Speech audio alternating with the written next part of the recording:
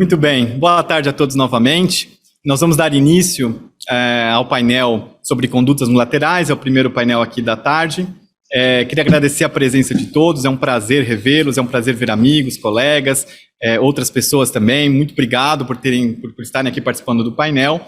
Eu vou rapidamente, antes de explicar um pouquinho da dinâmica desse painel, eu gostaria de apresentar os palestrantes, depois a gente vai explicar um pouquinho do que a gente, qual que é o trabalho e qual que é o foco da discussão, para que vocês consigam entender aqui a dinâmica proposta. Então, eu tenho aqui ao meu lado esquerdo o Ricardo Botelho. O Ricardo é bacharel em Direito pela Universidade de São Paulo, é Master em Business Economics pela Fundação Getúlio Vargas de São Paulo, tem mestrado também em Direito Concorrencial pela King's College, em Londres, é diretor de IBRAC, advogado, sócio fundador de Marchini Botelho Casselta Advogados, autor de livros, artigos, inclusive em condutas unilaterais, que é o tema proposto aqui. Do meu lado direito aqui, imediatamente, eu tenho a Ana Sofia Monteiro. A Ana Sofia ela é bacharel em Direito pela UFRJ, em Economia e Relações Internacionais pelo IBMEC do Rio de Janeiro, é mestre em Administração de Empresas com ênfase em Finanças pela COPEAD, na UFRJ, é doutoranda em Direito pela USP, advogada, chefe de assessoria técnica da presidência do CAD, inclusive esteve na Superintendência Geral, agora no Tribunal, tem um bom conhecimento, um bom trânsito nos dois órgãos do CAD. E também aqui nós temos o Juan Ferres. O Juan é economista pela FEA USP, com mestrado na mesma instituição, ele foi economista da SDE, e atualmente ele é sócio da Ferres Economia e da Teros, de empresa de Data Intelligence. Então, esse aqui é o time que a gente tem aqui para comentar um pouquinho esse painel de condutas unilaterais, para explicar um pouquinho da dinâmica. Então, eu estou, na verdade, aqui como um representante do grupo técnico de condutas unilaterais do IBRAC. Esse grupo vem se reunindo já há algum tempo para discutir assuntos de condutas unilaterais. Em algum momento dessas discussões, surgiu uma proposta de um mapeamento de decisões em condutas unilaterais. E esse mapeamento, basicamente, surgiu da necessidade, do interesse, dos estudos que o grupo estava desempenhando, no sentido de tentar entender qual a jurisprudência do CAD, de tentar entender os padrões utilizados pela autoridade, e de tentar também entender qual que é o cenário geral, qual que é a radiografia que nós temos hoje no Brasil de condutas unilaterais, inclusive para corroborar ou contestar, ou de alguma forma também prestar algum serviço que pudesse trazer ao CAD uma visão diferente, até de críticas que já foram feitas, ou de confirmações que foram feitas, enfim, era de alguma forma mapear as decisões, as instaurações de processos, as investigações de uma forma geral nesse tipo de conduta. Então o grupo sentou conjuntamente, eu vou ler aqui os nomes, inclusive eu vou passar o crédito para essas pessoas, porque foram elas que desempenharam esse trabalho, mas o grupo sentou, desenvolver uma metodologia para fazer o levantamento dessas decisões nas ferramentas disponíveis do CAD, da Autoridade Antitruste Brasileira, e o grupo definiu aqui uma metodologia. Ela não é, obviamente, perfeita, alguns desses processos até são sigilosos ou estão confidenciais, sequer a gente consegue ter acesso, porque estão numa fase muito preliminar, mas aquilo que o grupo conseguiu pesquisar nas ferramentas disponíveis, o grupo criou uma planilha, uma tabela, planilhou essas informações, organizou essas informações de uma forma estruturada e desenvolveu um relatório a partir dessas informações que foram levantadas. E esse relatório a gente disponibilizou, ele está hoje acessível no site do IBRAC, então aqueles que quiserem podem acessar, podem baixar. A nossa ideia não é ler esse relatório, não é explicar o relatório aqui, ele é um relatório meramente expositivo. A intenção do grupo não foi criar uma análise a partir desse relatório, a análise vai ser feita exatamente pelo Ricardo, pela Ana Sofia e pelo Juan aqui no painel, que vão tentar, a partir desses dados, interpretar e mostrar algumas conclusões que são possíveis de serem tiradas dessa análise. Então, alguns disclaimers são importantes, porque o trabalho é um trabalho de levantamento, ele pode ser que alguma decisão tenha escapado ou não seja completamente perfeito, só que mais do que você ter o cenário completo de decisões, de processos, a ideia é que se tenha a partir desse trabalho um panorama geral, qual que é a tendência, o que o CAD tem feito nos últimos anos, quais são as decisões, quais são as condutas mais investigadas, como que essas condutas surgem para o CAD, como que elas se apresentam e qual que é a conclusão disso. Se o Conselho, se a SG entrega esse trabalho em quanto tempo para o Tribunal, quanto tempo demora o Tribunal para rever esse trabalho, será que o Tribunal revê muitas das notas técnicas, das sugestões da Superintendência, será que essas decisões são por unanimidade ou por maioria? Enfim, esses são alguns critérios que nós analisamos para trazer esse trabalho. Então, eu vou pedir, nós temos uma apresentação. Essa apresentação, ela basicamente coloca aqui alguns dos achados desse trabalho, a gente vai projetar aqui. Para cada um dos temas que nós definimos, nós vamos ser um comentador principal e depois eu vou passar a palavra para os demais e eles vão fazendo comentários. Nós vamos tentar ser rápido nesses comentários, então são comentários rápidos, porque ao final a gente vai ter uma parte um pouco mais substancial de uma análise qualitativa dessas decisões, no sentido de a gente determinar qual foi o padrão de prova utilizado pelo CAD, qual foi o parâmetro utilizado, será que a gente consegue extrair um standard, será que tem um framework de análise, como que o CAD decide nesse tipo de conduta. Então, eu vou pedir já para passar para o primeiro slide, eu gostaria de só fazer um rápido momento aqui, tomar mais um minuto, porque essas pessoas dedicaram uma boa parte dos últimos meses levantando decisões, planilhando decisões e, de certa forma, organizando esse relatório, produzindo esse relatório que aqui está disponível para todos lerem. Então, eu vou ler rapidamente o nome deles, que são as pessoas que realmente fizeram o trabalho aqui. Então, o Alian Rodrigues, a Ana Valéria Fernandes, a Andréa Astorga, a Beatriz Queiroz, o Daniel Andreoli, o Henrico Romaniello, Felipe Pelucci, Fernanda Martino, Fernando Estiva, o Gabriel Takahashi, o João Pedro Novazzi, Juliana Reis Romualdo, Leonardo Pueller, Luciana Helena Martins, Luiz Felipe Drummond, Luísa Lopes Andarkinoff, Marcos Tadeu Moli, Mariana Lamazalés, Maria Marta Cordão, a Mônica Bernardi de Andrade, a Nayana Magrini, a Paloma Caetano Silva Almeida, a Paula Pedigoni Ponce, o Pedro Fugita de Oliveira, o Ricardo Botelho, o Ricardo Pastore, a Thaís de Andrade Baldini, a Thalita Novo e a Vitória Ribeiro Skinor. Se eu não cometi nenhuma falha nos nomes, esses são os nomes das pessoas. Então, queria agradecer imensamente essas pessoas que fizeram. Nós vamos já passar rapidamente para uma agenda, que são os pontos principais da análise do grupo. O relatório é muito mais completo do que isso, mas aqui são os pontos que a gente vai trazer para a análise e para a discussão dos comentaristas. Então, rapidamente, a gente fez dois tipos de análise, uma quantitativa, basicamente levantando a quantidade de decisões, quantidade de processos instaurados, o tempo médio de análise, medidas preventivas, teve ou não teve, qual foi o tempo médio dessas medidas preventivas, o resultado dos processos, se houve arquivamento, se não houve arquivamento, o tipo de conduta, e também uma análise envolvendo TCCs, a quantidade de TCCs que foram feitos pela autoridade ao longo do tempo. Tá? Essa é uma análise quantitativa, a gente vai tratar desses dados, são basicamente gráficos que a gente vai mostrar aqui para vocês, para a gente discutir depois qual que é a conclusão disso. E teve também uma análise qualitativa. Então, em vista das decisões do CAD, em vista dos processos que foram analisados, arquivamento e condenações, o que a gente consegue extrair? E aí aqui eu faço um outro disclaimer, que é o seguinte, são inúmeros tipos de condutas, cada decisão de planilhamento, de organização dessa informação, ela envolve uma análise subjetiva e uma decisão do próprio grupo de como isso aqui vai ser enquadrado. Então, determinada conduta é um desconto condicionado ou é uma exclusividade? 100% do desconto é exclusividade? Então, isso daqui envolve algumas condutas, algumas decisões, desculpas, subjetivas de cada uma das pessoas, que trabalharam nesse processo, nesse relatório. Então, podem haver aqui algumas divergências, mas de modo geral, daquilo que o grupo discutiu e das revisões que foram feitas, a gente entende que é um trabalho consistente aqui, pelo menos mostra algumas tendências muito interessantes da autoridade. E, em segundo lugar, depois ao final do painel, a gente vai discutir uma análise qualitativa. A gente elegeu 3 condutas principais, porque são muitas e são... a gente vai mostrar aqui nos próximos slides, mas foram 610 processos levantados entre investigações ainda em andamento, investigações concluídas, investigações que sequer passaram por uma fase para o tribunal, condenações, enfim, são mais de 600 processos. Então a gente elegeu, a princípio, 3 condutas, mas o grupo vai continuar analisando isso aqui ao longo dos próximos meses, anos, e a ideia é que esse relatório seja preenchido e que, nos próximos Ibracões, a gente tenha novas discussões sobre as conclusões que vão ser extraídas. Mas a gente analisou basicamente 3 condutas: acordos de exclusividade, políticas promocionais e fixação de preço de revenda, basicamente escolhidas ali por facilidade de análise ou por clareza de critérios ou outros critérios que foram utilizados pelo grupo. Nenhum prejuízo a outras condutas que também podem ser analisadas futuramente. Muito bem, eu falei bastante e a gente quero passar para uma análise agora, então, dos dados realmente, das conclusões que realmente foram obtidas pelo grupo.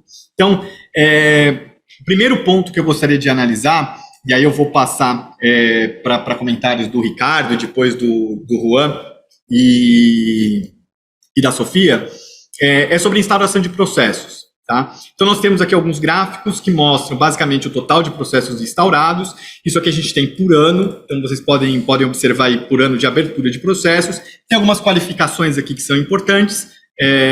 Vou tentar fazer essas duas qualificações. Uma delas no início, ali em 1992, tem a CPI dos medicamentos, que teve ali um boom de investigações decorrentes dessa CPI, e tem também ali alguns casos nos idos dos anos 2000, inícios, na verdade, dos anos 2000, de casos de unimilitância, Unimed, basicamente. Isso dá alguma, talvez não seja a palavra mais correta, mas dá uma sujada no gráfico, porque são pontos específicos em que a autoridade foi demandada por questões específicas que geraram inúmeros processos, tá? Mas feita essas duas qualificações, vocês vão poder analisar aí a tendência, e a gente tem também aqui instauração por ofício versus representação, ou seja, quantos processos foram iniciados por demanda de privada ou por demanda da própria autoridade, os procedimentos também julgados ao longo desse tempo, e aí é que a gente faz alguma distinção, e aí é um marco temporal importante que o nosso presidente Lauro colocou no início do IBRAC, aqui, né, do seminário.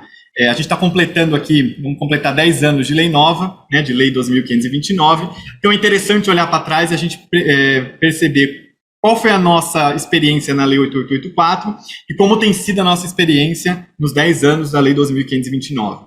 Bom, feita essa ponderação inicial, eu vou passar para o Ricardo Botelho, a gente pode passar depois para os próximos gráficos, mas aí você vai dando tom, depois dos comentários da Sofia e do Juan. Obrigado, Ricardo. Bom, boa tarde para todas e todos. Também não posso deixar de registrar minha enorme alegria de estar aqui nesse evento, reencontrando grandes amigos, colegas. É sempre muito bom a gente poder voltar aos poucos ao normal. Quero agradecer também ao IBRAC e ao Ricardo pelo convite para esse painel. É um assunto da maior importância, né? Como há bastante tempo, né? O assunto é um tema fundamental, né? Que trabalha, né, nos fundamentos, né? A gente vai discutir aqui o que tem acontecido em termos de enforcement e o que isso revela em relação à prática e à redefinição de prioridades e, inclusive, até de possível discussão conceitual ou de categorização que permita novos avanços em relação a essa atuação tão importante do CAD. Então, uma alegria, mais uma vez, participar de uma conversa dessa natureza. Com relação a esse primeiro ponto, né, dessas primeiras fotografias desse levantamento, bom, aliás, também não posso deixar de parabenizar todo o grupo envolvido nesse levantamento e também na pessoa aqui do Ricardo Mota e também da Ana Olímpia, que são aí os coordenadores desse grupo tão importante que é o GT de Condutas Unilaterais do IBRAC, que produziu realmente trabalhos muito importantes em tão curto espaço de tempo. Entre eles esse levantamento, o livro que está aqui na nossa frente e outros que o Ricardo já citou. Bom, então sobre essas primeiras fotografias, né, acho que o que ela mostra um número, uma evolução dos números que aponta numa decrescente, né, de números de casos abertos. Acho que tem uma ponderação importante que o Ricardo já antecipou, que são também gatilhos de casos abertos no passado que representam ali casos recorrentes e que são situações já relativamente resolvidas em termos de esclarecimento do problema, como os casos de unimilitância, em que o CAD conseguiu endereçar a prática, né, essa recorrência terminou. Também vários casos que decorreram da CPI dos medicamentos, né, que também apresentam um salto ali numa dessas pontas do gráfico, né.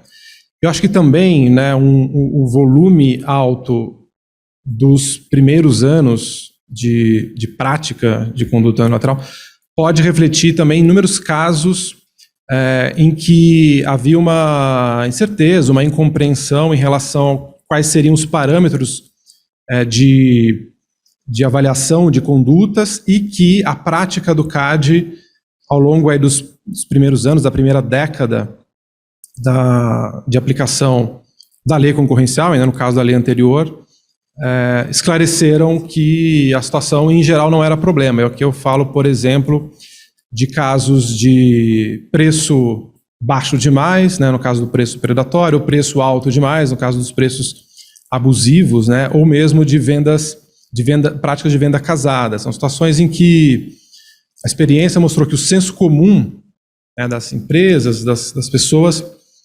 enxergava um problema que o CAD respondeu, se valendo da ciência, no caso da ciência econômica, principalmente, no sentido de que aquelas situações, na grande maioria dos casos, não era problemática, né? Então, o entendimento foi se consolidando no sentido de fixar parâmetros mais específicos, claros e rigorosos em relação a determinadas categorias de condutas que depois deixaram de chegar ao CAD ou chegaram ao CAD numa quantidade muito menor. Então, acho que essa é uma primeira observação em relação a essa curva que é descendente em relação ao número de casos, mas também não dá para deixar de apontar o fato de que relativamente temos um número baixo de casos em condutas unilaterais, né? Então, extraindo aí, tentando limpar um pouco os números em relação a esses casos mais recorrentes, ou, por exemplo, excluindo apenas os casos de unimilitância, o número médio de casos, o número total de casos abertos nos últimos 10 anos é pouco superior a 100, e o número de casos julgados pelo tribunal nos últimos 10 anos é inferior a 100, é próximo de 90. Então, para um campo de atuação tão relevante para a economia brasileira, são números baixos, né? E a gente pode discutir o porquê que a gente tem ainda, né, poucos casos, né, sendo instaurados e decididos pelo CAD em relação ao que a gente tem em atos de concentração, em cartel, né, o que, se de fato, né, discutir se isso é um problema, né, e se for, caminhos também para que a gente possa melhorar isso aí. Mas eu paro por aqui em relação aos primeiros comentários. Boa tarde a todos. Refaço, né, meus agradecimentos a Ricardo e a Ibrac pelo convite. É uma alegria estar aqui, parabenizar a todos que fizeram parte desse estudo. Só quem faz levantamento de jurisprudência sabe o quão difícil e o quão, né, trabalhoso é. Esse foi, acho que um dos primeiros trabalhos que eu fiz no CAD, foi um levantamento maciço aí de medidas preventivas a pedido de Patrícia, e é inesquecível, marcou minha vida. Então, primeiramente, deixar claro que as visões, né, que eu estou trazendo aqui são visões minhas, de nenhuma forma representam a visão da autarquia com relação a isso, apesar de que já manifesto o meu viés de defesa, né? Eu vou estar aqui sendo quase um advogado de defesa, que eu já vi, os meninos já disseram que eu vou apanhar bastante, vão trazer algumas críticas aqui da autarquia, mas acho que todos que estão aqui têm um carinho muito grande por essa instituição, e dentro das nossas limitações, a gente está sempre fazendo mais do que o possível, né? Então, os comentários que eu tinha com relação a esses primeiros gráficos, né? Com relação, já é a minha tese de defesa inicial, viu? Que se a gente considera o documento da OCDE, né, que traz as tendências, e ele analisa a amostra, né, mundial entre os anos de 2015 a 2019, então é um documento que foi release desse ano, mas reflete essa amostra mundial de 2015 a 2019, existiu 10% de aumento da atividade de enforcement de abuso de posição dominante no mundo, né? Então, lembrando que isso é uma taxa de crescimento, né? E se a gente pega os dados dessa tabela aqui trazida pelo levantamento, que é esse total de processos instaurados, se a gente, né, faz o cálculo aí dessa taxa de crescimento anual, ela dá mais ou menos no mesmo período 5,3%. Então, de antemão, dizer, né, que a nível relativo e considerando o mesmo período da amostra, a gente não está tão atrás assim, né? É claro que ainda existem muitos esforços que precisam ser empenhados, né? A gente sabe que conduta unilateral envolve um nível de complexidade muito alto, mas esse era um comentário inicial que eu gostaria de fazer com relação a esses dados e deixar aí espaço para Juan, que vai me atacar agora. Por favor, Juan, me ataque. Imagina. Nada pessoal. Vamos lá, gente. Bom, primeiro, deveras, obrigado, Ibraque, obrigado, Ricardo. E, gente, parabéns para quem fez o trabalho. Eu sou só o comentarista de plantão, tá? Então, méritos é de quem tocou um projeto. Levantar 600 processos não é fácil, tá? Mas, assim, olhando esse gráfico primeiro, eu vejo, assim, tem um decréscimo, pode ter 2 pontos adicionais no histórico, etc., mas a verdade, assim, tem um decréscimo, e é um decréscimo grande, e ele contrasta, por exemplo, com o que você enxerga no resto do mundo. Ou seja, nas outras jurisdições, Estados Unidos e Europa, principalmente, você vê um acréscimo nesse período, tá? A segunda coisa que chama atenção, tá, é que é um processo cíclico.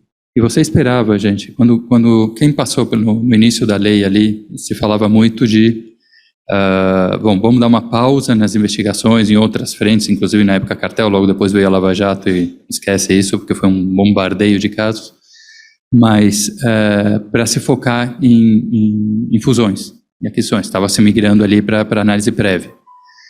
O que você percebe é que logo depois tem uma retomada bem singela e depois isso acaba. E o que mais me chamou a atenção do gráfico, quando você olha, é que assim, as representações acabaram. Gente, olhando uma economia com o perfil do país, tá? Que todo mundo sempre diz, olha, é uma economia de oligopólios, estruturada, com cadeias complexas, concentradas no início das cadeias, etc., quando você olha essa estrutura, você vê que tem poucas representações, o único que ainda se manteve foi ex officio do CAD, te dá no mínimo uma sinalização de que, olha, o setor privado não acredita piamente em ir ao CAD buscar uma investigação, seja por tempo, por vários fatores que a gente vai ver aqui, ou seja, é preocupante você ver um número tão baixo de representações, dado o perfil da economia brasileira, tá?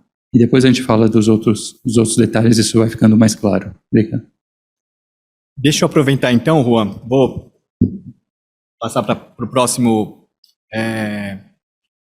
ponto de análise. O grupo levantou os tipos de condutas que foram analisadas pelo CAD ao longo desses 600 processos, ou mais 600 processos.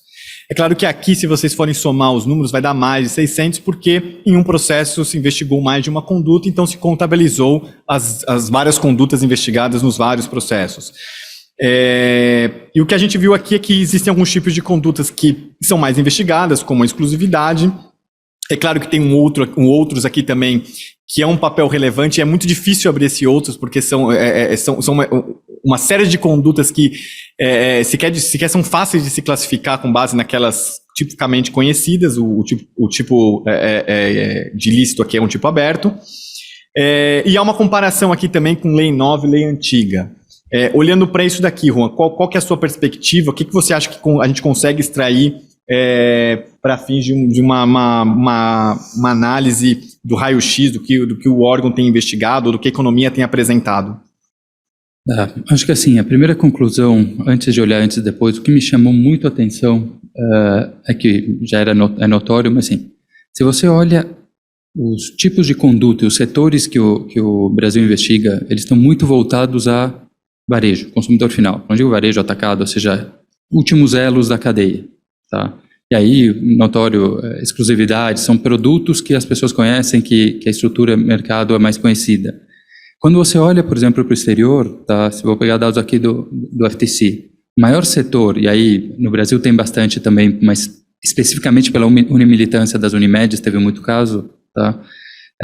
Mas healthcare, mas com condutas completamente diferentes das nossas, tá? Você olha setor de energia e infraestrutura como o segundo setor mais demandado no FTC, só para ter uma percepção do que está acontecendo, tá? Então, assim, quando você compara esses números, e aí você vê que o foco aqui é venda casada, é exclusividade, são condutas que podem ser feitas ao longo da cadeia, mas notoriamente foram investigadas mais para o final da cadeia no Brasil, tá? Te chamou um pouco a atenção. Por que esse viés em setores que nós, como consumidores, conhecemos, mas que não faz sentido, dada a estrutura produtiva do Brasil. Eu deveria ter proporcionalmente mais problemas no começo das cadeias produtivas, não no final, tá? Dada a lógica do mercado. E o outro ponto que me chama a atenção é que, se você olha os tipos de condutas, eles são muito mais concentrados do que acontece lá fora. Tá? Então, lá fora você tem aberturas com mais tipologias, com mais discussões. E aí eu posso citar, por exemplo, healthcare, a principal é pay for delay. A gente acabou de ter uma discussão enorme no judiciário de patentes de medicamentos, toda uma discussão, assim, essa discussão não é que não está no CAD, mas ela passa muito marginal ao CAD. O CAD deveria ser muito mais protagonista nessa discussão. Tá? Então, reforço aqui, assim, e aqui a ideia não é bater na Sofia, aqui é basicamente ser construtivo. Mas o principal ponto aqui é dizer, olha, se você olha no começo, na pré-lei, você vê um destaque para quê? Para exclusividade e para preço abusivo, que eu confesso que eu não sei muito bem o que é. Tá? Mas quando você vai, mas tudo bem, você está falando de um mercado, de um setor que ainda estava, antitrust, que estava amadurecendo, que estava no começo. Quando você vai agora para o recente, você já está falando basicamente exclusividade, assim, se focou, mas ainda, de novo, muita coisa de Unimed aqui, tá? E pouca consolidação de outras condutas, tá? Ou seja, basicamente tem, por exemplo, discriminação, que é um bicho muito discutido lá fora, é relativamente pequeno no Brasil e tem o mesmo tamanho antes e depois, não faz sentido, tá? Então, assim, me preocupa um peso pequeno do CAD nessas discussões de conduta unilateral, tá?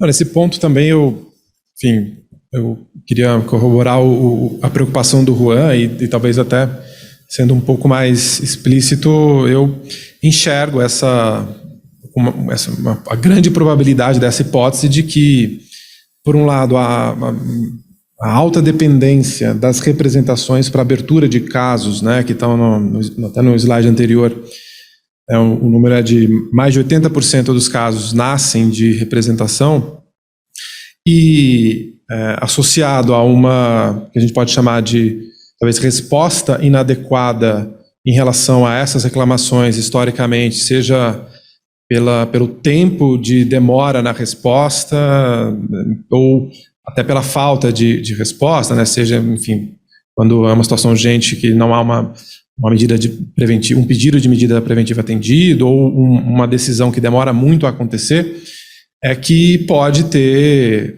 levado a esse segundo ponto da diminuição das representações. Então, e isso pode sim ser parte da explicação do porquê que o foco em enforcement em condutas unilaterais no Brasil acaba deixando escapar setores mais problemáticos em outros países, em que você tem uma interação muito comum, recorrente entre grandes empresas, né? Então, se os problemas acontecem nessas interações e o juiz desses problemas falha pelo tempo ou pelo mérito em dar a resposta adequada, pode ser que os jogadores desse jogo deixem de se recorrer a esse juiz, né? Então, acho que isso, enfim, isso é um ponto para ser estudado, mas os números sugerem que,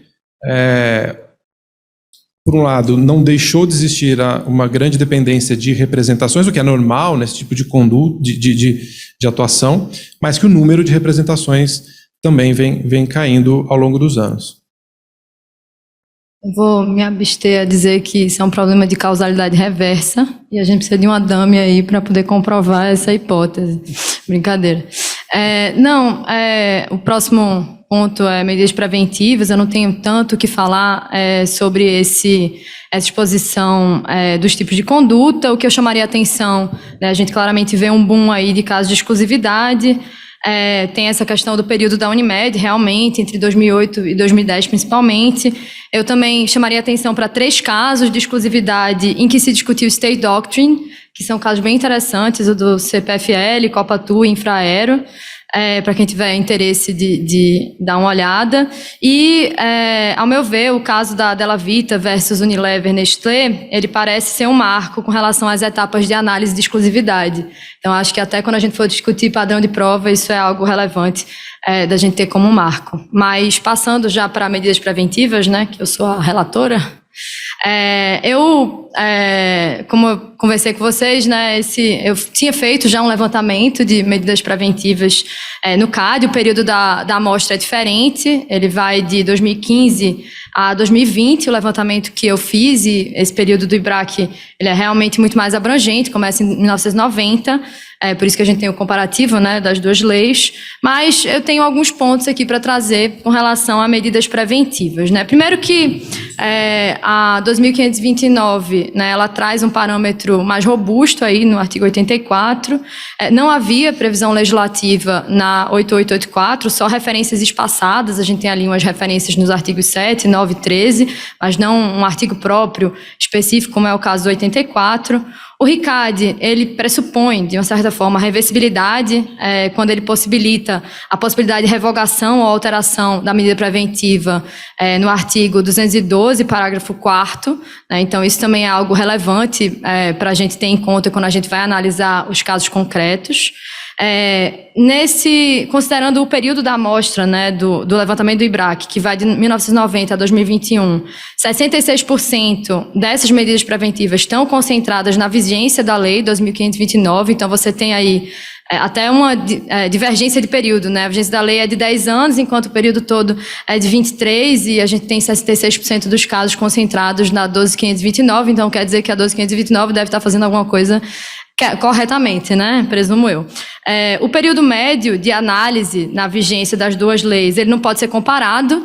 Acho que a gente estaria comparando apples e bananas nesse caso, porque o número total de casos é diferente, assim como o número, né, de medidas preventivas. Então, apesar da gente trazer, né, esse ponto, como Ricardo muito bem colocou, até para, né, celebrar aí os da primeira década da 12529, não é tão comparável assim. E aí, algumas observações que eu faria, né? Eu tomei a liberdade de trabalhar um pouquinho com os números, né? Que economista gosta de numbers can turn into anything you want. Então, se você quer, do mesmo jeito que advogado defende as zonas cinzentas, a gente dá para fazer isso também, né, Guilherme? Então, se a gente fizer um exercíciozinho rápido aqui, com relação ao percentual de ocorrência da conduta, que foi até um gráfico que eu encomendei a Ricardo, e a quantidade de medidas preventivas, a gente tem aí um parâmetro até equivalente, né? Então, em venda casada, por exemplo, 10% das condutas investigadas são de vendas casadas, 9% das medidas preventivas são em vendas casadas. Recusa de contratar, 11% e 13%. Preço abusivo, 16% e 7%. Aí a gente já poderia, né, falar um pouquinho sobre essa discrepância. Fixação de preço de revenda, 3% e 2%, também está ok. Mas o que realmente chama a atenção é price squeeze, que aí você tem 1% e 4%, discriminação de preços, 16% e 38%. Então, enquanto que discriminação de preços, você tem 10% de ocorrência, 38% das medidas preventivas equivalem à discriminação de preço. Finalmente, predatória, que é o contrário. A gente tem 12% de ocorrência e apenas 2% das medidas preventivas são concedidas em sede de predatória. Então, eu faria essas breves... Exclusividade está ótimo, tá? Está 23% e 21%. Então, não tenho que se preocupar, tá aí, ó, show. Outro ponto que eu queria levantar rapidamente é com relação aos indeferimentos. Nesse levantamento que a gente tinha feito, que consideram as medidas preventivas na SG, que, como vocês veem, são muito mais frequentes do que no tribunal, 73% dos casos são indeferimento, e eu fiz um trabalho aí de olhar os motivos desse indeferimento, né? E a gente tem 6 motivos principais. O primeiro é que outras iniciativas no mercado compensariam o possível dano, então o CAD faz essa arrazoado. Segundo, que existiria uma impossibilidade de identificar o fumus boniuris no caso concreto. Terceiro, que a temática estaria fora da circunscrição do direito concorrencial, então está ali se fazendo uma análise ainda em sede de PP. Quarto, a ausência de risco de insolvência iminente, que é um argumento muito utilizado, né, pelos representantes para poder justificar esse perículo in mora. Quinto, a dificuldade de correlacionar os riscos apresentados e a conduta investigada, então a dificuldade do representante fazer esse exercício. E sexto, a impossibilidade de a intervenção estatal contribuir para reverter a situação anterior. E, finalmente, os motivos de deferimento, tá? Em primeiro lugar, a reincidência da conduta. Em segundo lugar, o alinhamento a precedentes, ambos os argumentos estão ligados diretamente com a fumaça do bom direito. Então, basicamente, o que o CAD está fazendo se essa conduta é reincidente e se esse entendimento está alinhado com precedentes anteriores, ok, tem como a gente deferir esse fumus boni iuris. E, finalmente, a concessão da medida poderia trazer ganhos imediatos ao consumidor. Então, o que a gente vê aqui é um comportamento conservador do CAD para conceder essas medidas preventivas, e aí a gente pode traçar alguns comentários sobre esse comportamento. No meu ponto de vista, a gente está prevenindo também um risco de seleção adversa, porque imagine se o CAD concedesse mais medidas, se a gente tivesse uma situação contrária, o CAD estivesse concedendo mais medidas preventivas do que deveria, a gente teria um comportamento dos agentes que se aproveitariam desse padrão decisório do CAD para abusar do uso de medidas preventivas, e isso ocasionaria, obviamente, uma intervenção muito maior no mercado. E, para terminar, e dar aqui a palavra para os meninos baterem nas minha petição de defesa, eu queria chamar a atenção para um quote da Maria Jaspers, do Digicomp, que ela fala que esse tipo de intervenção estatal, da concessão de medidas preventivas, ele deveria ser utilizado apenas quando presente uma clara teoria do dano. Então, acredito que isso seja um ponto relevante para a gente considerar, especialmente quando a gente está avaliando essas petições de medidas preventivas que têm os seus problemas também. Então, queria aqui abrir espaço. Deixa eu só fazer um comentário antes, um qualificador, está numa mesa aqui de economistas, ou até quase economistas aqui, então deixa eu só fazer um qualificador para eles também não me baterem. Se vocês forem somar aqui por número de condutas, vocês vão ver que tem muito mais do que as medidas efetivamente concedidas, porque no lado esquerdo você tem gráficos que consideram por processo, no lado direito é por conduta, e aí a depender do que está escrito ali na concessão, na nota técnica que concede a medida, o grupo foi tentando classificar. Então, vocês vão ver que os números não vão bater, mas é porque a metodologia, que a análise foi feita de forma diversa. Feita essa ponderação, vou passar aqui para o Ricardo e para o Juan, que o Juan pode talvez começar, para ter aqui alguma análise deles. E aí só talvez um ponto, a intenção não é bater no CAD não, tá? Acho que para aqueles que reclamam, que falam, olha, o CAD não dá medida preventiva em conduta lateral. Esse gráfico mostra exatamente o contrário. Existem medidas preventivas, existem diversas medidas, e o CAD sim concede em condutas laterais. Então, feita essa ponderação, passo para o Juan. Não, gente, assim, aqui acho que tem um ponto realmente positivo, ou seja, mais medidas preventivas, assim, não é necessariamente bom nem ruim.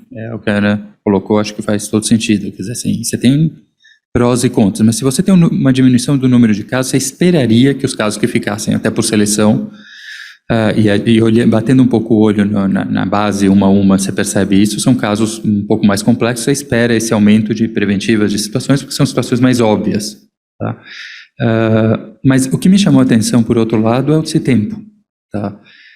Comparável ou não ao longo do tempo, 1 ano e 10 meses para a gente tomar, 1 ano e 1 mês aqui para a gente tomar, acho que é isso, para tomar uma decisão inicial de uma preventiva, é um tempo longo para o setor privado, tá? O tempo econômico, ele é muito mais rápido que isso. E aí entra um pouco na discussão, quer dizer, qual que é o meu ponto, olhando até essa deixa que a Sofia colocou aqui, quer dizer, quando que você tem que colocar uma medida preventiva, eu não sei se esse número é alto ou é baixo, mais ou menos, quer dizer, assim, você tem que analisar caso a caso, acho que faz sentido, mas certamente é uma decisão que tem que ser rápida, porque se você está fazendo medidas em cima de preço, em cima de discriminação, elas têm, assim, eu tenho a obrigação de dar uma resposta suficientemente rápida, inclusive para encorajar o agente a entrar. São brigas desgastantes que tiram foco das empresas. Então, se elas estão entrando com esse pedido, não faz sentido 1 ano. Tá? É muito tempo. E aí me parece o que falta aqui, olhando um pouco as condutas, etc., são processos mais claros. Quer dizer, a Ana citou vários dos exemplos, eles estão corretos, Mas esse processo, esse passo a passo, talvez não esteja bem sinalizado para o setor privado. Ó, o que você precisa, qual é o caso que a gente vai dar medida preventiva, quando não vai dar medida preventiva. Tem muitos agentes que buscam, só faz sentido eles entrarem de fato no CAD se tiver uma medida preventiva. Se não tiver, eles vão para o judiciário. E muitas dessas discussões, tem muita discussão concorrencial de unilateral direto no judiciário, fora do CAD. E isso que chama atenção. Ou seja, o CAD justamente deveria ser célere e deveria ser a primeira porta dessa discussão, porque é o órgão técnico por excelência. E eu conheço muitíssimas empresas que estão indo para o judiciário e não para o CAD, porque dizem, olha, se a burocracia é a mesma no CAD que no judiciário, se os critérios não são tão objetivos, não são objetivos no CAD como não são no judiciário, para que eu vou encurto o caminho? Eu já pego uma decisão direta no judiciário. Bom, acho que com relação ao tema das medidas preventivas, né, eu acho que sim, é claro que há uma evolução, né, na prática do CAD nos últimos anos, em comparação aí com a história. Acho que o número de medidas preventivas e seu alcance, enfim, tem aumentado, né? E, ao mesmo tempo, é importante que a atuação do CAD seja pautada nesse âmbito também pelo conservadorismo, como a Sofia colocou, né? Acho que no tema de condutas unilaterais é também onde costuma desembocar muito comumente pleitos privados, né?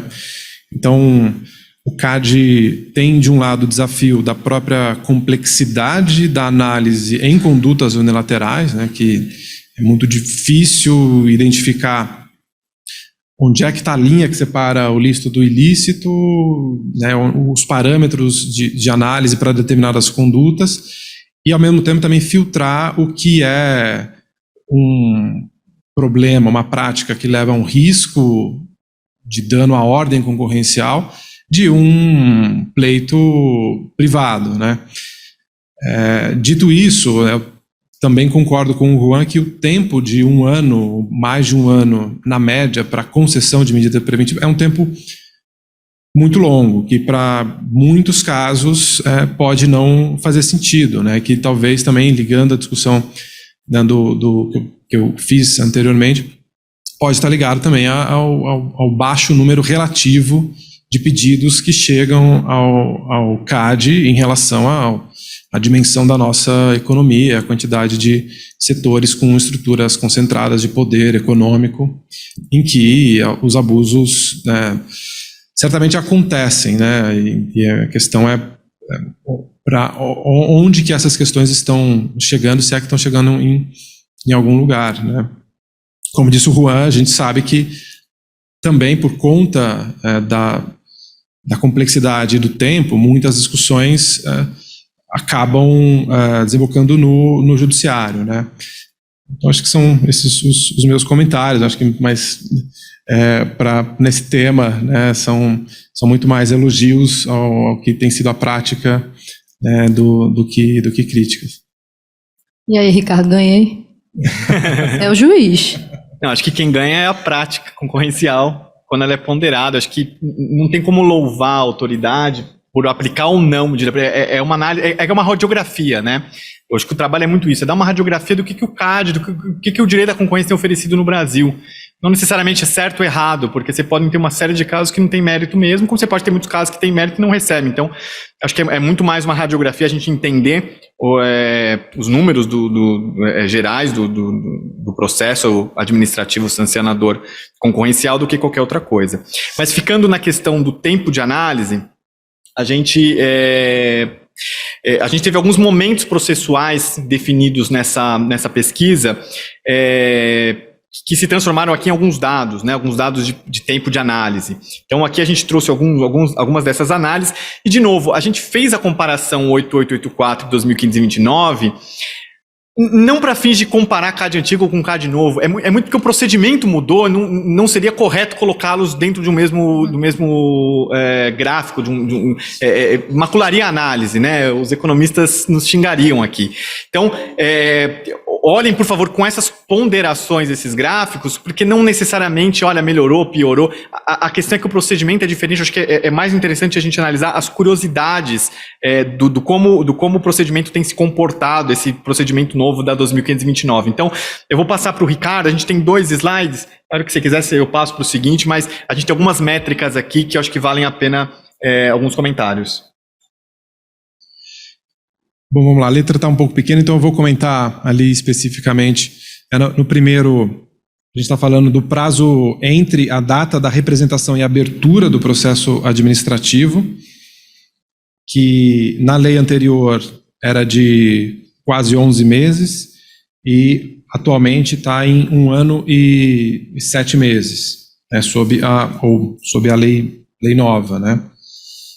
Já quanto à duração média dos processos administrativos desde a representação até a nota técnica da SG ou da SDE, o número médio variou muito pouco, né, 4 anos e 2 meses na lei atual, 4 anos e 4 meses na lei anterior, e também pouca variação em relação ao prazo médio de duração dos processos, né, desde a representação até o julgamento final pelo tribunal, de pouco mais de 6 anos na lei atual, pouco mais de 5 anos na lei anterior, e dentro do tribunal, durante a fase tribunal, números muito próximos de 1 ano e 2 meses em ambas as leis. Eu acho que, como o Ricardo falou, né, acho que a comparação histórica acho que mostra pouco, né? Não tem tanta variação. Acho que o principal aqui é o comentário, mais uma vez, em relação ao tempo. Feita a ponderação de que estamos falando de análises necessariamente complexas, porque é um campo em que a licitude não é evidente, né, em relação à prática, né, diferente de cartel, em que não se tem dúvida do que a prática é indesejável, ela é ilícita. Em condutas unilaterais, na grande maioria dos casos, há uma incerteza se a própria empresa que pratica a conduta não sabe se a linha foi cruzada ou não. Então, são práticas evidentemente complexas. Dito isso, o prazo geral, ele é longo, né?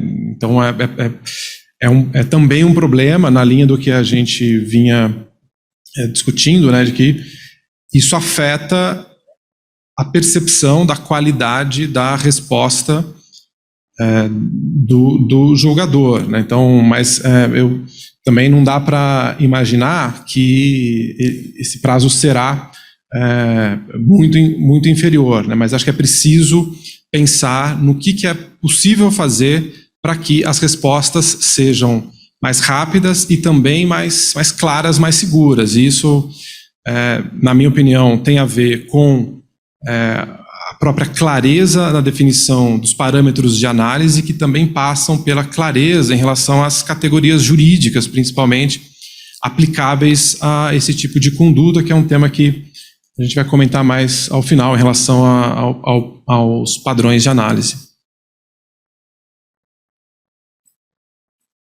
Eu vou passar para o Juan, então. Juan, diante do que o Ricardo acabou de comentar, eu passei aqui um slide, aqui a gente tem mais algumas métricas, e de novo aqui, não é uma comparação, são simplesmente procedimentos separados, mas a gente tem agora aqui o prazo total, o prazo médio total de investigação do começo ao fim, né? Antes a gente tinha uma comparação SG, tribunal, agora a gente tem SG e tribunal juntos e antiga SDE e conselho juntos. Tá, vamos lá, gente. Só para criar um pouco de polêmica, comparáveis são, depende de como você encaixar, tá? A gente está falando de duas leis que criaram processos diferentes, mas o fato é que eles estão fazendo pela mesma finalidade. Então, você pode estar aqui avaliando a eficiência do órgão ou a eficiência da lei. Isso que você não consegue separar, tá? Na lei nova, você tem o processo preparatório, que deveria ser só para você averiguar se a conduta existe ou não, se faz sentido seguir em frente ou já arquiva. E o que me parece é que isso fica parado, está sendo usado para outros fins, na verdade. Ou seja, o PP deveria ser muito rápido. Quando se falou da lei lá atrás, eu estava do lado do Estado quando essa discussão ocorreu, pelo menos começou a ocorrer, a discussão era criar um PP muito rápido. Era um processo quase que era triagem oficializada ali no processo, a estruturação. E você olha hoje gastando-se tempos grandes em PP em coisas que não faz o menor sentido. Ou abre ou não abre, já arquiva e já deixa a vida seguir para o setor privado. Agora, sentar em cima de um documento para dizer talvez isso aqui é uma conduta ou não, a obrigação é do Estado dizer isso aqui é rapidamente, isso aqui vale a pena investigar, isso aqui não vale a pena investigar. O segundo ponto, gente, 5, 6 anos, qualquer dos dois números antes ou depois é um horror. Tá? 6 anos é inaceitável, é um processo inaceitável. Para vocês terem uma ideia, dos casos que são investigados na Europa, que não são resolvidos rapidamente por acordo, tá? Pegando a Europa, tá? Não estou pegando 2 anos, não chega a 2 anos o prazo. Tá? A gente está falando de 6, 3 vezes mais. Então, assim, não dá para você tomar um processo de 6 anos. Imagina o valor presente, o custo desse processo, etc., para o setor privado. É impossível você simplesmente desiste antes. Quando você fala isso, e pior, como no Brasil 90% desses casos vão virar judicializações, que vão demorar mais 5 ou 10 anos lá, gente, você vai fazer o quê? Você vai entrar no CAD para quê? Para conseguir uma medida daqui a 15 anos? Assim, são poucos que topam essa briga. Tá? Porque ele falou, olha, eu vou buscar outro jeito. Então, assim, não dá para trabalhar com esses prazos. E, de novo, o que me parece? Olhando condutas, olhando a distribuição de condutas, olhando a distribuição de práticas ali, de segmentos, e olhando a composição, depois a gente vai falar de condenações, é que assim, falta uma indicação clara do que o CAD quer olhar, o que ele não quer olhar nesse tema, e não tentar abraçar o mundo. Assim, parece um processo muito artesanal, ou seja, a gente precisa entrar ali. É óbvio que é caso a caso, mas tem que ter um critério claro, tem que ter processos claros, tem que ter uma linha clara e não... Perfeito, você aplica, vai ter erro. Gente, vai ter erro, tem erro todo dia. Artesanal ou não artesanal tem erro. Artesanal ainda com a piora de que você não tem padrões entre os casos. Então, fica aqui minha sugestão é que, assim, processos com prazo de 6, 7, 8 anos não deveriam existir, porque eles perderam a função original. Em 7 anos, no Brasil, que as coisas mudam a cada 6 meses, muda tudo, gente, é tempo demais. Bom, obrigado. Deixa eu passar então para o próximo ponto, que são os resultados dos processos, né? O que aconteceram com os processos que foram efetivamente julgados, que chegaram a um julgamento. Então, a gente tem aqui alguns dados mostrando o número de arquivamentos versus condenações e TCCs, e aqui uma comparação ao longo dos anos, né? Desde 1990, quando teve algum caso levantado, algum caso detectado, até 2021, até o último caso levantado antes do relatório. Então, Juan, se você puder comentar. Não, aqui eu tenho uma ótima notícia, que é essa linha cinza desse gráfico à direita. Ou seja, de fato, na lei nova, você começou a resolver com acordos rapidamente casos. Ou seja, ainda assim quer dizer que o resto está andando muito devagar para aquela média. Mas, de fato, você começa a ter uma discussão proporcionalmente aqui de condenações maior. Nota que o caso de condenações e de resultados, ele cresce proporcionalmente. Tá? Então, de fato, o CAD parece ter selecionado melhor os casos. Tá? E, principalmente, ele usou a ferramenta de acordos, que evita a judicialização, que evita essa extensão de prazo que eu estou falando, que é muito nociva, porque você perde o objeto da investigação que você está fazendo. Ele passa a fazer, e dá para perceber bem que isso começa a ganhar força ali em 2009, 2010, mas muito mais depois. Tá? Esse acho que é o ponto que eu queria destacar aqui, e que acho que isso é uma boa prática que tem que ser mantida. Tá? Nem sempre é possível fazer acordos, obviamente, as partes não querem, a discussão é séria, tá? Suficiente para merecer uma condenação, para ter uma indicação, mas acho que esse aqui é um ponto positivo que eu queria destacar. Um ponto que eu vou destacar com relação a esse gráfico, especificamente, acho que mudou o slide, mas acho que era o anterior, o posterior, de resultados dos processos. Peraí. Isso. É a manutenção da decisão na SG pelo tribunal, né? A gente vê um histórico aí de manutenção muito alto. E isso é importante para o desenho institucional. Porque Porque o propósito do tribunal é revisar e avaliar, obviamente sendo crítico, mas não necessariamente se contrapor, afinal é o mesmo órgão, né? Então esse histórico ao longo dos anos é algo que faz sentido para o desenho institucional do CAD, e espero que para os próximos anos a gente consiga manter esse histórico positivo.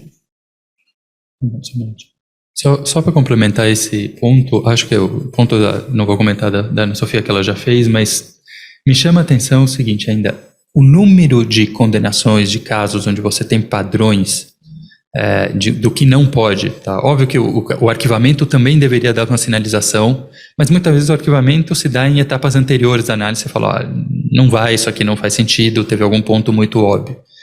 Quando você vai para casos finais, é que você começa a ter a sinalização. De fato, a gente tem muito pouca, tirando exclusividade ali, muito poucas decisões do CAD em outros temas. E olha que essa linha de temas aqui de venda casada, chama, etc., são casos, são já um número muito restrito de condutas quando você compara com o exterior. Tá? Sempre quando eu digo exterior, aqui eu estou comparando o FTC, estou comparando a comissão, tá? E em alguns casos o CMA. Mas assim, já são poucos tipos de condutas e a taxa de condenação nessas outras condutas que não exclusividade é muito, mas é muito baixa. Tá? Então, ou o padrão probatório que o CAD está colocando é excessivo, porque começa a somar 6 anos, 1 em 20, 1 em 50, 2 em 50 quando você fala venda casada, 2 em 10 quando você fala de chama.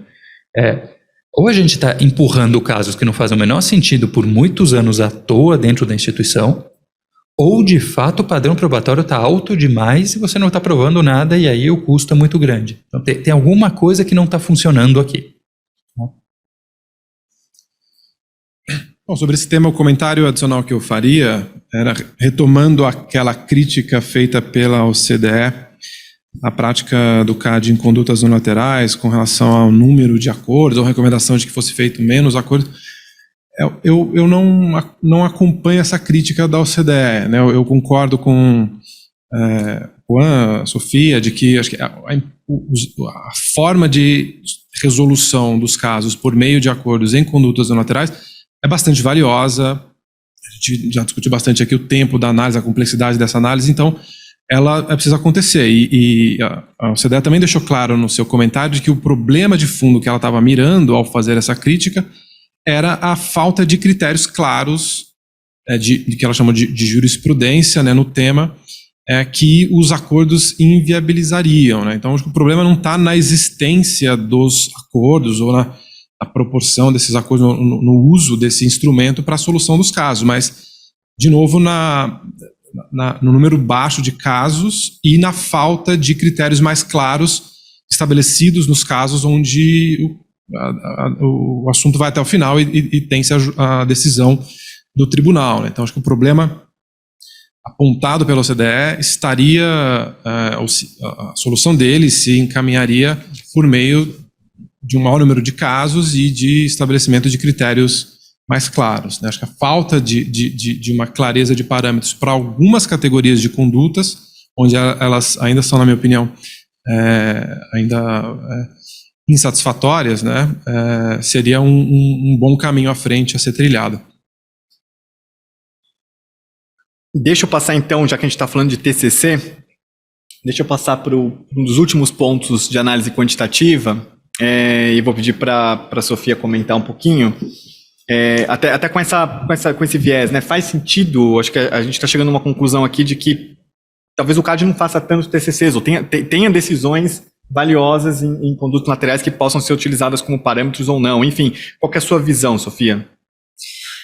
Primeiro, né, trazer aqui um levantamento da OCDE de tendências, de novo o mesmo estudo, a amostra é 2015 a 2019, o estudo foi publicado em 2021, e nesse estudo o que a gente tem é que 40% dos casos de abuso de posição dominante, que eles fazem essa classificação, né, e a outra é cartel e IAC, resultaram em acordo, né, se a gente está falando de abuso de posição dominante, enquanto que se a gente fiz ali uma média ponderada, né, que eles tiram Américas, Europa e tal, é bem próximo, é 41%.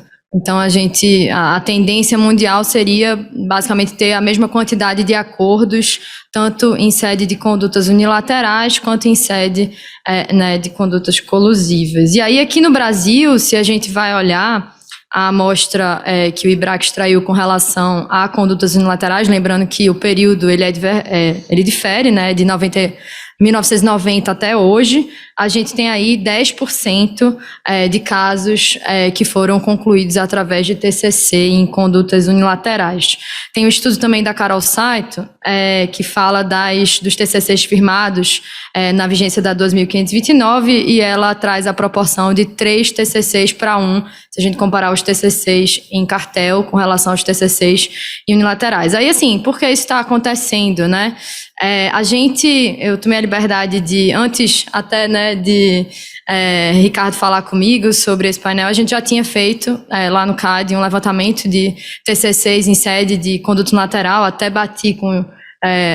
acabou sendo essa semana, né, então não deu tanto tempo, mas nesse levantamento que a gente fez, e foi, por acaso, levantamento, a mesma base de dados que a Carol usou nesse relatório, a gente está olhando para um total de 79 TCCs em unilateral, e aí eu queria trazer alguns dados com relação a isso, né.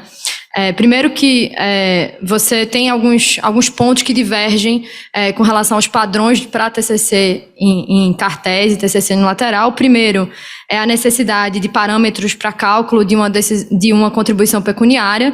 Né? Como a gente sabe, isso não é requisito. E aí a gente vai ter, dessa amostra de 79, 16, elas não fazem previsão de contribuição pecuniária, então isso representa mais ou menos uns 20%.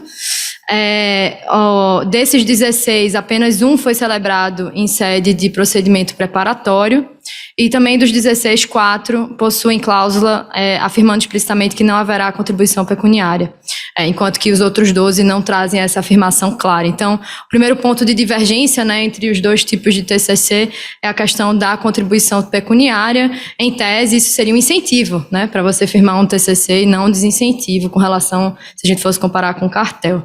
Segundo ponto é com relação à aplicação de multa por descumprimento, né, o que a gente vê, e isso evoluiu muito no CAD ao longo dos anos, é que a multa por descumprimento ela tornou-se escalonada. Então, você traz, obviamente, o TCC vai ter uma série de obrigações, e aí você traz uma cláusula escalonada que atribui diferentes multas a diferentes tipos de descumprimento, e isso, ao meu ver, tem sido bastante positivo, né, bastante eficiente, do ponto de vista de cumprimento desse acordo. O terceiro é a necessidade ou não de confessar a prática lesiva, né? 72% dessa amostra falam da ausência de reconhecimento de culpa, isso é algo também que difere com relação aos TCCs em conduta colusiva. Inclusão ou não de garantias por parte da administração pública com relação à determinação sobre se a prática cessada será considerada um precedente vinculante para a instituição, isso também é outro ponto aí que é importante quando a gente está falando de TCC e unilateral. E, finalmente, a possibilidade de celebrar um acordo, como eu falei, em sede de procedimento preparatório. A gente só tem um caso em que isso aconteceu, mas existe um precedente.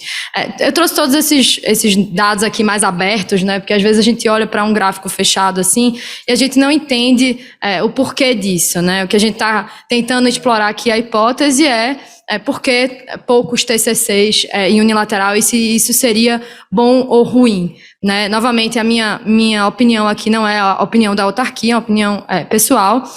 Eu acredito que o arquivamento de condutas, isso foi até um ponto levantado aí pelo Ricardo, ele é ruim para a questão do padrão probatório, né? Que você não sabe o que é que o CAD...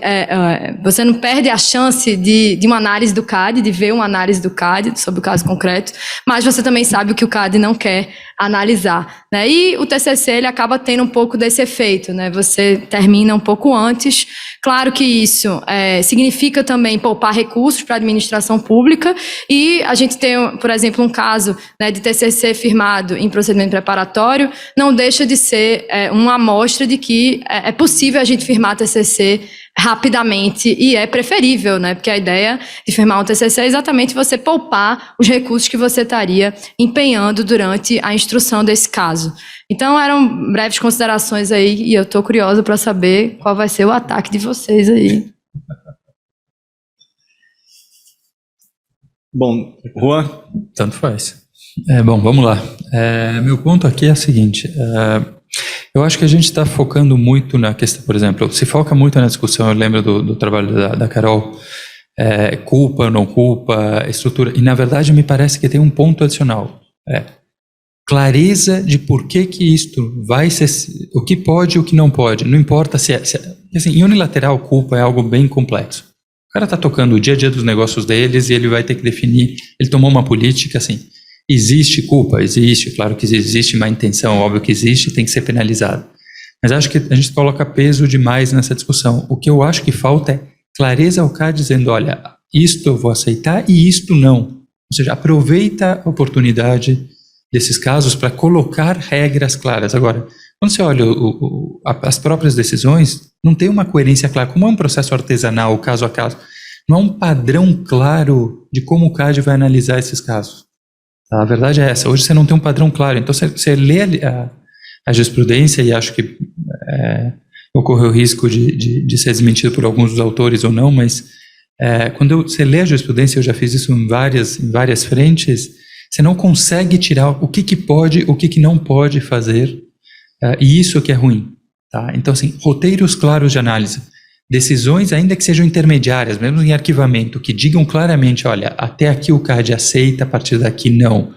Um viés bastante objetivo vai ajudar muito ao CAD definir os seus parâmetros e vai facilitar a vida dele mesmo na própria instrução futura. Tá? É óbvio que a jurisprudência é reinventada, é decidida, mas assim, faltam esses roteiros claros. Você tem roteiro, você tem lá o guia de análise de concentrações, ele ajuda para as empresas saberem o que eles têm que saber. Bom, faltam etapas muito mais claras na jurisprudência do CAD de como ele vai tratar ações discriminatórias, como que ele vai tratar setores. Agora está se falando mais de tecnologia, mas você não vê isso fortemente refletido aqui nas discussões. Então, assim, na jurisprudência, então, setores de infraestrutura idem, eu estou falando dos que são mais demandados lá fora, não são os setores mais importantes no Brasil. E isso chama muito a atenção. O Brasil certamente tem mais problema de infraestrutura que os Estados Unidos pelo tamanho da economia, só isso. A concentração média por atividade econômica no Brasil é o dobro da americana. Tá? Então é óbvio que você vai ter mais problemas, e ainda assim você não vê isso refletido em casos de condutas unilaterais onde isso surge de forma mais óbvia. Tá bom? Acho que só uma ponderação, eu não discordo no diagnóstico geral, só a ponderação de que eu vejo avanços acontecerem na discussão. O problema é que esses parâmetros mais claros, eles vão surgindo muito aos poucos, né? É natural, né?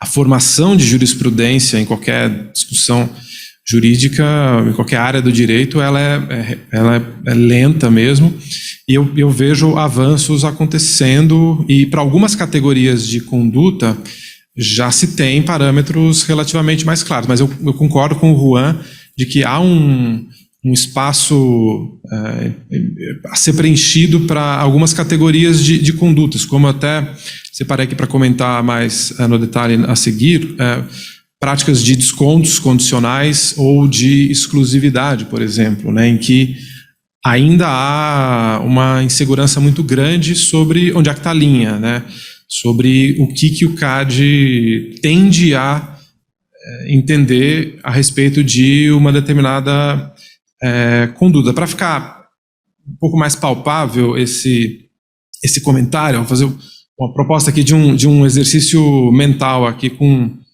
todos, para fazer algumas perguntas aí e todos respondam internamente, né, por uma situação de descontos condicionais. Então, seria lícito uma empresa líder de mercado condicionar a concessão de um desconto, a aquisição por seus revendedores, todos os seus revendedores, de pelo menos 90% das suas respectivas demandas dessa própria empresa? Pode ou não pode isso? É claro que não tem muito dado aqui, né? Mas e se eu dissesse para vocês que ela, apesar de líder de mercado, ela tem uma participação de 19% de market share, né? Muda a sua resposta inicial, a sua impressão inicial em relação a esse problema?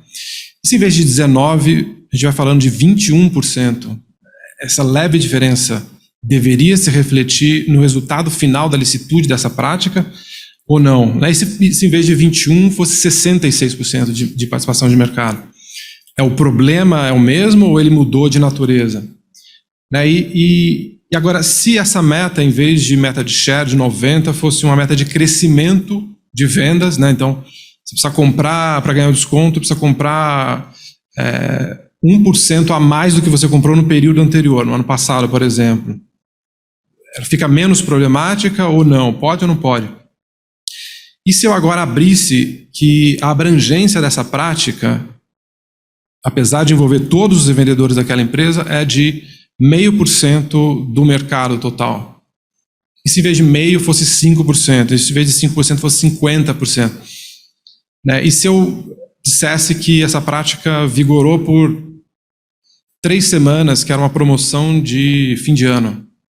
Ou se tivesse vigorado por 3 anos? Então, na minha opinião, hoje a jurisprudência não orienta de forma satisfatória a resposta para esse tipo de conduta em exclusividade. Se fosse um benefício condicionado a uma exclusividade, por exemplo, a gente também teria algumas dúvidas relevantes. É claro que são situações complexas, é complexa no mundo inteiro, em todas as jurisdições. O meu ponto aqui é que há, sim, um espaço para avançar em clareza, e essa clareza se refletiria em maior agilidade para decidir situações problemáticas e não problemáticas, reduzindo o tempo médio de análise, na possibilidade de concessão de medidas preventivas e em todos esses outros problemas que a gente tem discutido aqui.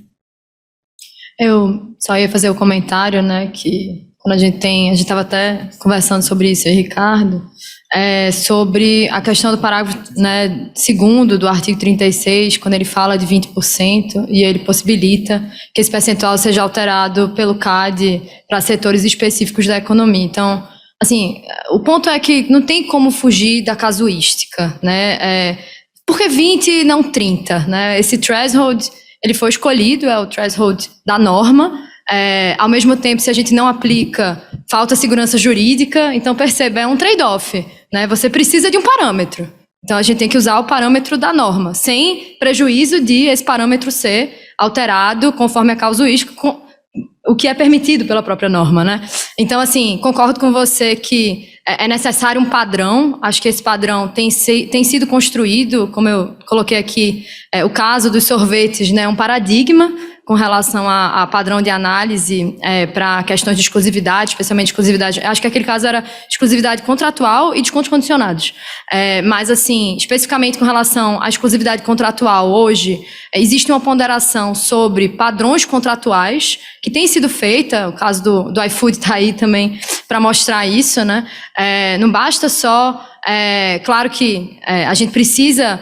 em primeiro lugar, entender a posição dominante, entender o mercado relevante. Mas, para além disso, quando a gente está falando de exclusividade, a duração do contrato, a existência de parâmetros, né, de punibilidade, né, cláusulas punitivas com relação à violação da exclusividade contratual. Então, existem outros parâmetros que a gente utiliza hoje para analisar esse fechamento e que têm sido utilizados. Então, eram essas ponderações aí que eu queria colocar e ouvir o Juan. Ana, eu concordo 100% com o que você falou. Só que, uma coisa, tudo isso eu posso colocar de forma clara nas decisões. É isso que eu estou questionando bastante, ou seja, eu não preciso decidir o caso ex ante. Uma coisa, a lei é 20%, 20% está na lei. A partir de 20% eu vou ter uma presunção. Qual o impacto disso? A própria jurisprudência, a prática está decidindo o que é. Mas a partir desse ponto, quer dizer assim, o CAD pode falar, olha, raramente, ele não precisa se posicionar dizendo não vou investigar uma situação, mas raramente situações com a partir desse share, abaixo desse share, de tal conduta, de fato tem potencial de dano. Não quer dizer que um caso particular não é. Eu já vi casos onde o CAD fez acordos por condutas unilaterais com bem menos de 20%. Aliás, com metade de 20%. Tá. E vou dizer, embora eu trabalhe, ele não estava errado. Ele não estava errado. Estava absolutamente correto. Então, assim, o 20% é uma presunção legal, está lá, eu sou economista, então vou ouvir, simplesmente obedeço, está na lei. Tá? Mas não é absoluto nem para um lado nem para o outro. O ponto é a gente começar a facilitar a vida do setor privado e do próprio CAD, sair de uma produção de sempre artesanal, começando desde o zero a refazer todo tipo de parâmetro, todo tipo de análise. Olha os casos, gente, assim, são casos enormes, milhares de páginas, um trabalho infernal para muito pouco resultado. Ou seja, eu estou questionando a eficiência do modelo atual de investigação de unilaterais que está sendo usado. E não é por falta de esforço, não é por falta lá um trabalho enorme. É assim, eu preciso provar isso, mas eu preciso também checar a situação. Parece que tem um medo gigantesco de tomar decisão. Tá? Para um lado ou para o outro. A boa notícia é, gente, o CAD erra, o setor privado erra, todo mundo erra, e para isso tem o judiciário depois. Então, assim, agora, o que não dá é para errar simplesmente perda de objeto. A gente está citando aqui o parâmetro dos sorvetes, por exemplo, como um caso. Gente, eu estava na SDE quando o sorvete começou. Aliás, quando eu cheguei, já estavam os sorvetes lá. Quando se tomou a decisão, com todo respeito, gente, o mercado já era outro completamente diferente, não fazia mais sentido a discussão. Que bom que tinha 70% quando começou o caso e podia ter causado um problema. Era muito menor no final. Então, assim, se perdeu metade do objeto, eu não sei, eu não vou ponderar aqui um caso em particular, porque acho que não é o caso, não é o foco aqui. Mas se perdeu a chance de se arrumar quando era 10 anos depois. Ele serve como você colocou, e acho que está bom, para colocar parâmetros. É um caso bom para colocar parâmetros. Mas se você olhar, ele é um bom exemplo também do que eu estou dizendo. Não faz sentido ficar 10 anos sentado em cima de um caso. O mercado já mudou, a estrutura já mudou, e aí já fica uma decisão, inclusive, estranha, porque o cara está tomando uma multa, o executivo não entende, a informação chega à torta dizendo, ele não se lembra que o cara tinha 70, se lembra que o cara tinha 30 agora. Então começa a criar uma área cinzenta nessa discussão. É isso que eu só estou questionando muito, assim. Não tem problema errar, porque os 7 anos de erro, os 7 anos de demora para não errar, talvez tenha um custo muito maior do que aquele erro menor que sempre tem o judiciário para rever. Então, o worst case scenario deixa o juiz lá decidirem, vai acontecer de qualquer jeito. Bom. Deixa eu aproveitar então, porque a gente já avançou nessa análise, eu até passei aqui um slide. O relatório traz uma análise também qualitativa dessas decisões, ou seja, qual foi o padrão analisado. De novo, voltando lá ao que eu disse no início, analisamos 3 condutas ainda, para que esse relatório vai continuar sendo feito ao longo dos próximos anos, meses, anos. Mas mesmo numa análise preliminar, e eu acredito que todos aqui talvez concordem com isso, algumas condutas em que o padrão de análise é muito claro. Parece que o CAD já definiu isso. Parece que o CAD já percorreu essa análise algumas vezes, de sorte que até alguns desses casos pararam de surgir no próprio sistema de defesa da concorrência. Isso é fruto do amadurecimento da autoridade. Em outros casos, no entanto, parece que ainda há, e eu acho que é nesse ponto que a gente está conversando aqui, nesses casos em que ainda há alguma incerteza com relação ao padrão de análise. E talvez a gente não concorde isso em nenhuma jurisdição do mundo, né? Com relação ao qual padrão aplicar. Talvez a gente esteja aqui discutindo, mas acho que precisa discutir porque a gente vai melhorando a aplicação. Mas, de uma forma geral, pelo menos dos casos analisados, de uma forma geral, um framework grande de análise, a gente pode entender que o CAD analisa, tem alguns steps já de análise, steps grandes aí, posição dominante, efeitos da conduta, justificativas, enfim. Que foi aquilo que o grupo detectou. Mas eu queria entrar talvez nesse ponto desses casos específicos, e aí aqui a gente entra no filão do filão de condutas, né? Para a gente tentar entender em que pé a gente está. E eu acho que o Ricardo até preparou alguns slides para estruturar um pouquinho o pensamento, e depois eu passo também para a Sofia e para o Juan, mas eu acho que a pergunta é essa, né? Como que a gente trata esses casos, como eles têm sido tratados, tem como a gente mudar isso, tem como melhorar isso ou não, quais são os desafios? Se você puder comentar um pouquinho, Ricardo, fica à vontade. Claro. A gente só está bem limitado no tempo, então agora acho que vai ter que ser comentários um pouco mais rápidos. Sim, eu vou acelerar para dar tempo da Sofia e do Juan comentarem também para a gente ter perguntas da plateia.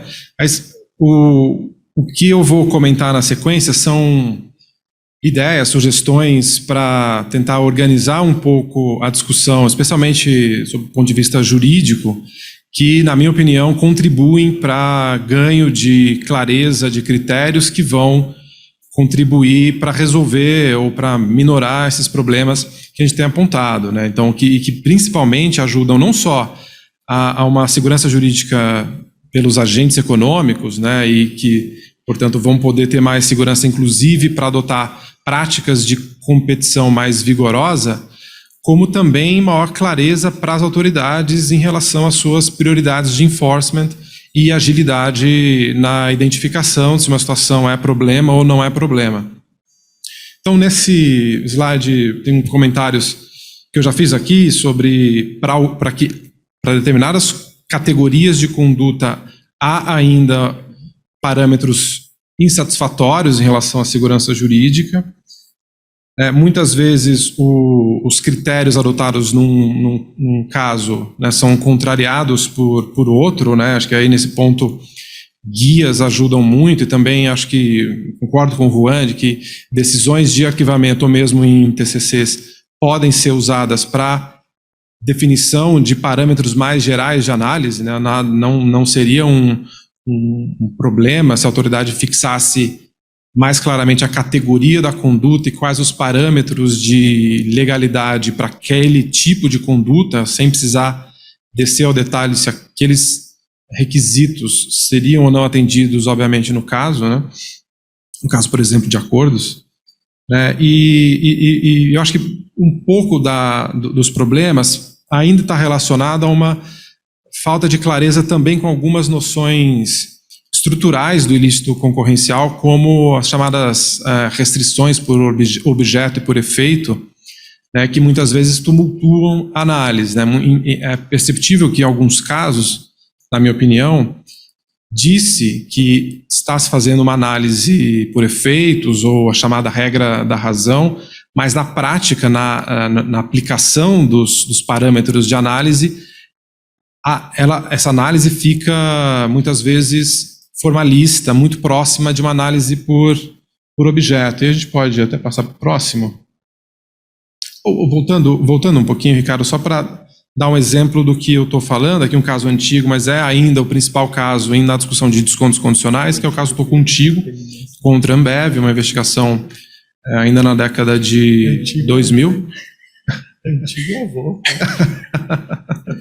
Só tá ofendido aqui com o antigo do caso, viu? Fui eu que toquei a discussão nessa ideia. Pô, peraí, é antigo, é sacanagem. Então, da lei antiga, fica melhor assim,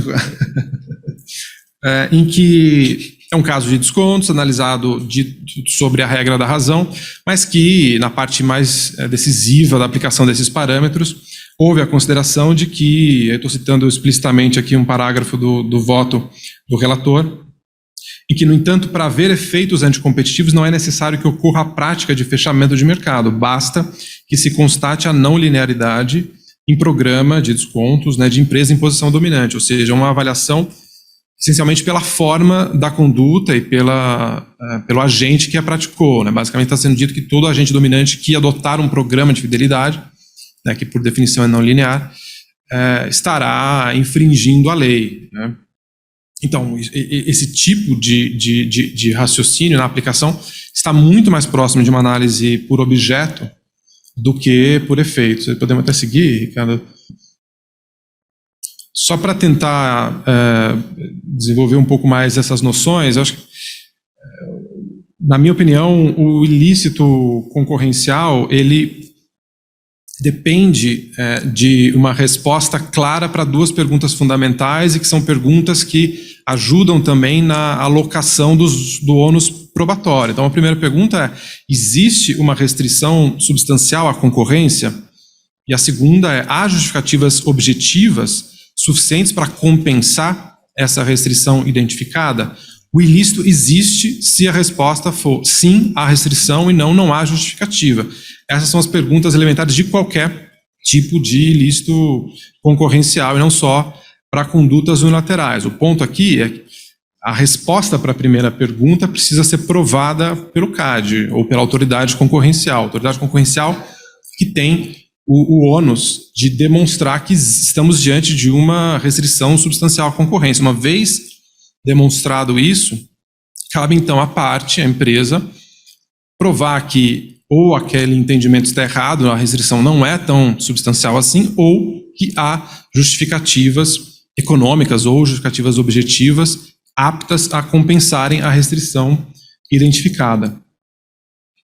E nisso, cara, como é que eu faço aqui?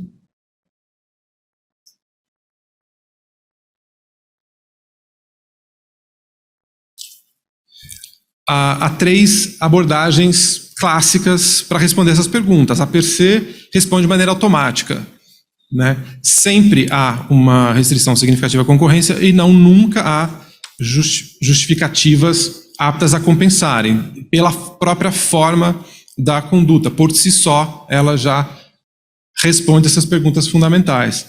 Na chamada por objeto, a restrição por objeto, a resposta é sim, a conduta tem por objeto restringir a concorrência, portanto, a primeira pergunta está respondida. O objeto da conduta já é restringir a concorrência de maneira substancial. Ou, alternativamente, eu até prefiro esse tipo de abordagem, é que a conduta, pela sua natureza, responde à pergunta, ou pelo menos cria a presunção de restrição à concorrência pelo objeto, que é o sim presumivelmente. Mas que a empresa poderia ainda apresentar argumentos à autoridade de que aquela restrição não é assim tão significativa, além de sempre ser possível a demonstração da existência de justificativas. Então, diferente da abordagem per se, na abordagem da restrição por objeto, sempre é possível demonstrar a existência de justificativas aptas a compensar a restrição identificada. Por isso que até, digamos assim, incorreto chamar de ilicitude por objeto, porque o que se dá por objeto não é a ilicitude,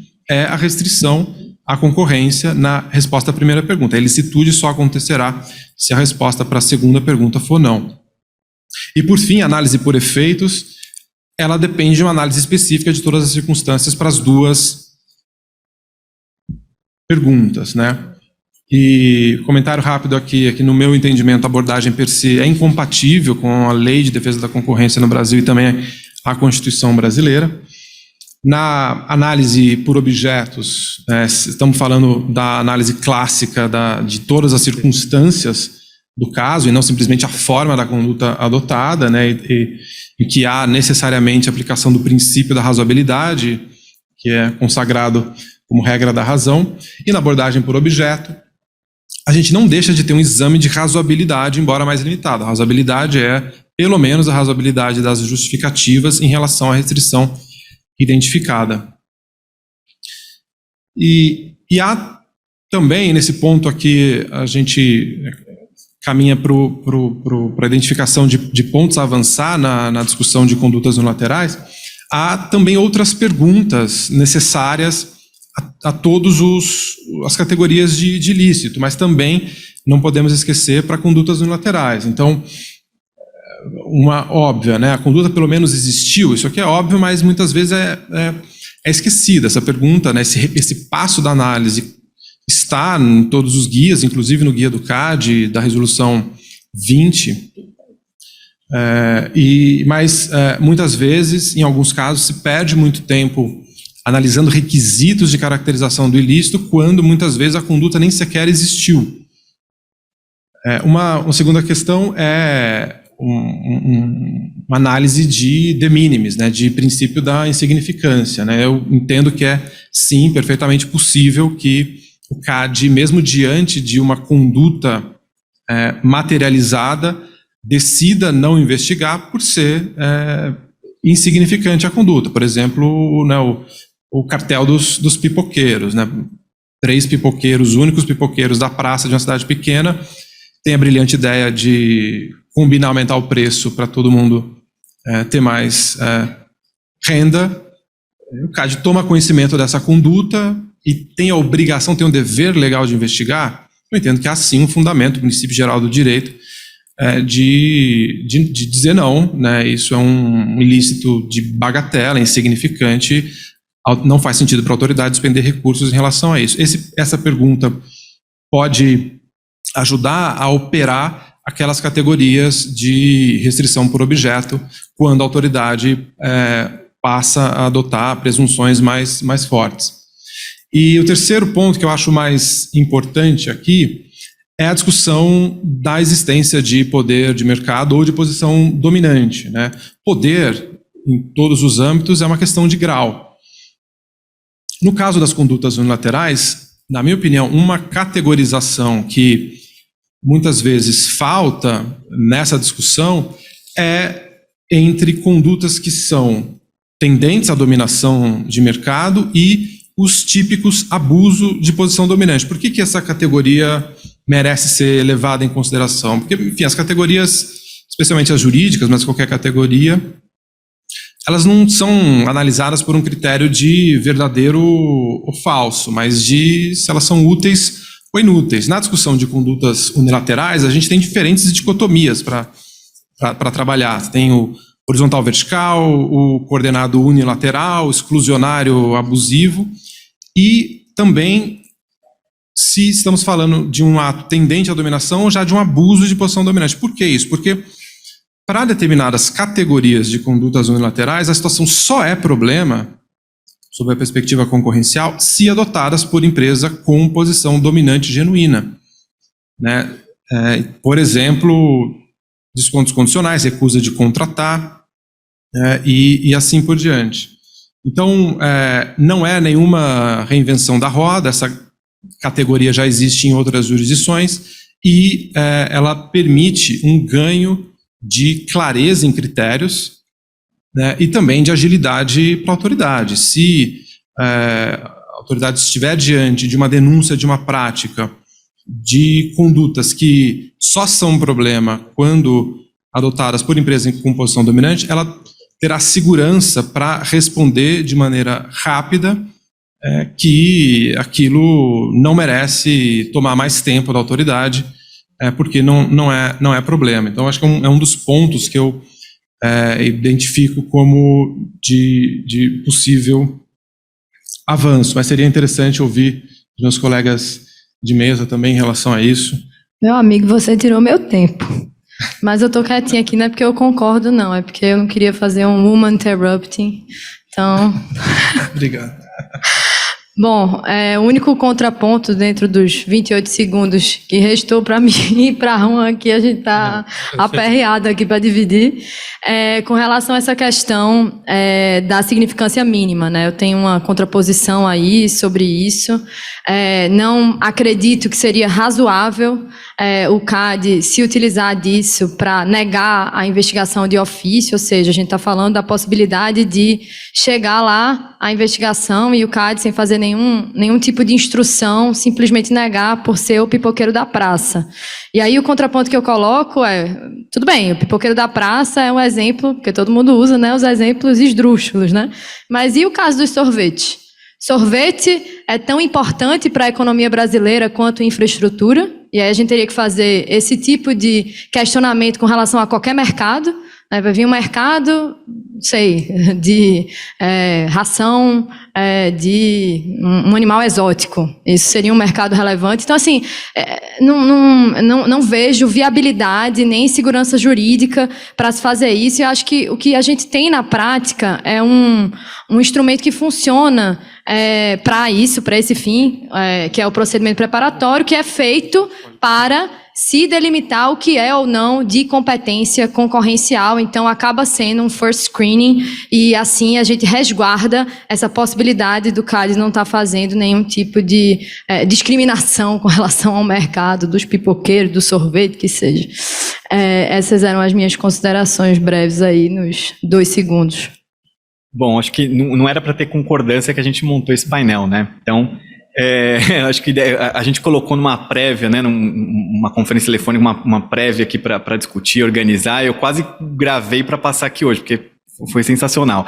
Eu vou abrir rapidamente 10 segundos para quem quiser fazer alguma pergunta, pudesse dirigir aqui o microfone da frente, pode falar. Eu vou dar uma resposta aqui, mas 10 segundos dos palestrantes. Por favor, pode vir. Então, o presidente Alexandre vai fazer uma pergunta. Eu vou abrir 10 segundos para os palestrantes para comentários rápidos.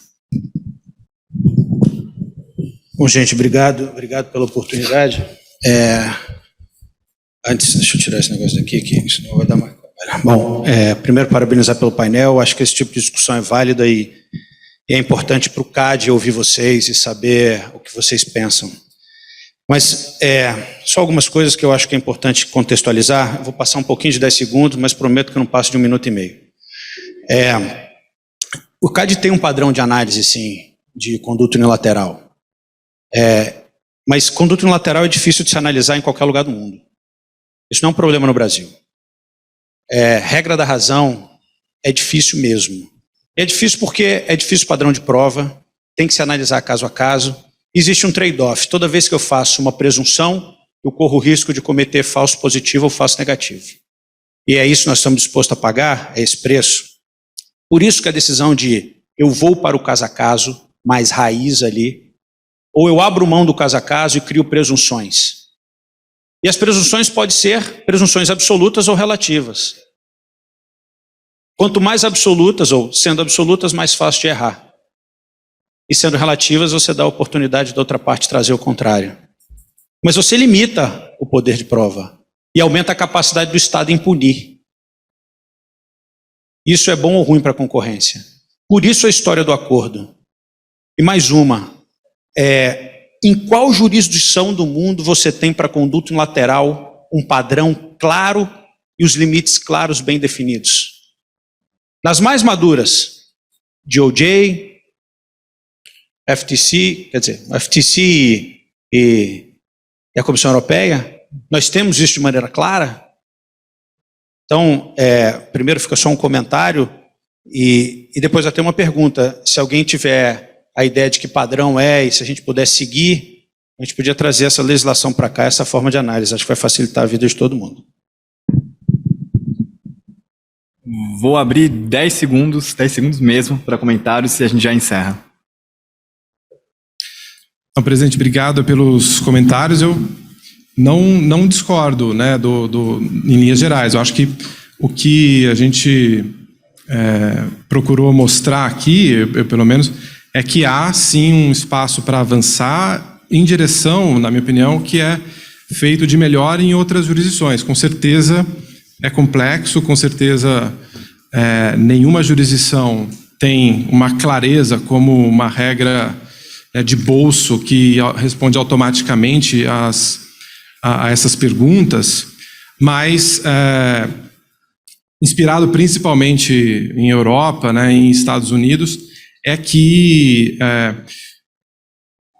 na minha opinião, existem parâmetros que podem tornar o enforcement em condutas unilaterais mais prático para o próprio CAD, né, de ter mais agilidade em respostas, né, em comparação com o que é o seu desempenho histórico, né, mas acho que a dificuldade de estabelecer esses parâmetros é inegável e, como a gente disse, há um caminho importante sendo percorrido ao longo dos últimos anos que tem sido nessa direção.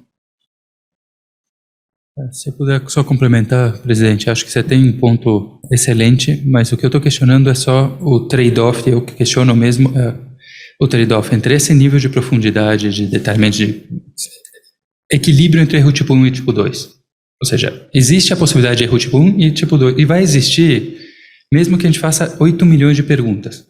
Tá? Por quê? Porque tem uma simetria de informação grande aqui, acho que esse painel eu acho ótimo, e esse tipo de diagnóstico eu tenho que dar parabéns a quem trouxe, que é a ideia da gente reduzir a simetria de informação. A visão que eu tenho do lado privado não é a mesma que o CAD vai ter do lado público. Tá? Mas aqui sempre vai ter esse risco de erro. O que eu percebo é assim, tempo médio de instrução de um AC na Europa, 2 anos. Tempo médio de um AC, desculpa, de uma conduta unilateral. Aqui estão virando 6. Então, assim, minha pergunta é, olha, será que a gente não está puxando muito para o que a questão é difícil? Se fosse rápido não ia ser 2 anos, ia ser 2 meses lá fora. Então, eles não têm uma regra única, uma estrutura, mas aproveitar casos para... São 2 questões diferentes. Eu não acho que o CAD tem que se amarrar numa presunção automática. Tá? Essa é a minha opinião.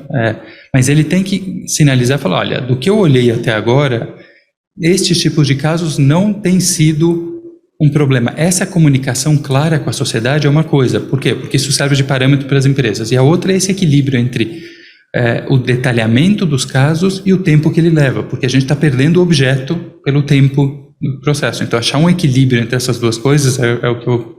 vontade. Acho que o debate é bom. Bom, gente, eu não quero polemizar, mas eu acho que você tem razão. Eu só acho que é o seguinte, tem que olhar para achar o diagnóstico, tem que olhar o problema. Às vezes o maior problema não é o padrão de análise. Às vezes o maior problema é a estrutura da instituição. Nós temos a mesma coordenação que faz ato de concentração e que toda vez que chega um ato de concentração lá, ela tem que parar a conduta unilateral. E é normal isso acontecer. Então, eu não sei se o problema está aí, no padrão de análise. Me parece que o problema pode estar aqui, eu não estou fazendo defesa do CAD, não. Eu estou argumentando e discutindo, porque isso a gente vê na prática. A gente tem conduta unilateral que está parada, porque tem 3 atos de concentração importantíssimos, com prazos correndo, e a gente não tem técnico suficiente para tocar a conduta unilateral. Para além disso, a gente tem, evidentemente, toda a dificuldade de se processar uma conduta que é analisada por efeitos. Então, só esse comentário. Ótimo ponto. Você concorda? Só para fechar com uma consideração final e fazendo um follow-up da fala de Alexandre, claro que a questão da complexidade é um ponto, mas a gente estava até discutindo essa questão da estrutura antes e a gente se questionava por que a gente não tem um terceiro superintendente adjunto para unilateral, né? Deixa um só para ser, um para unilateral, aumenta a quantidade de coordenações e traz recurso, né? Hoje a gente tem 276 servidores para lidar com defesa da concorrência em 5.500 municípios. Isso é razoável? A União Europeia tem 30 mil funcionários. Então, assim, a gente enxuga gelo, né? Então, só fechar fazendo coro as palavras de Alexandre. Fugir não é nenhum tipo de defesa, não. É uma ponderação. Aí vocês classifiquem como quiserem. Muito obrigada. Muito bem. Queria agradecer Ricardo, Ana Sofia, o Juan, por toparem estar aqui. De novo, dar os créditos por todo o trabalho ao grupo que fez o trabalho de levantamento, os comentários também do nosso presidente e o apoio de sempre do Bruno, do Lauro, que sempre apoiam os trabalhos do grupo técnico, também apoiaram bastante esse painel. Um recado rápido, a gente volta às 16h40, tem um rápido coffee break agora, então às 16h40 com os respectivos painéis separados aí por salas. Obrigado a todos. Obrigado.